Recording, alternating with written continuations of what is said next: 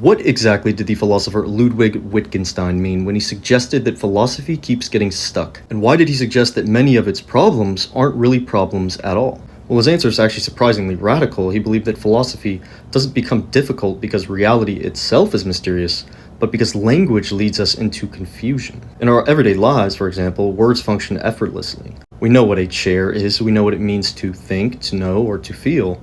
But philosophy takes these same words and pulls them out of their natural context, asking them to do a kind of work that they were never meant to do. The moment we begin asking questions like, what is the essence of a chair, or what is the true nature of the self, we assume that these words must point to some hidden object or underlying structure, when in fact their meaning was always rooted in how they were used in ordinary life. Wittgenstein's later philosophy, especially in his work Philosophical Investigations, argues that meaning is not something fixed or abstract, but something fluid.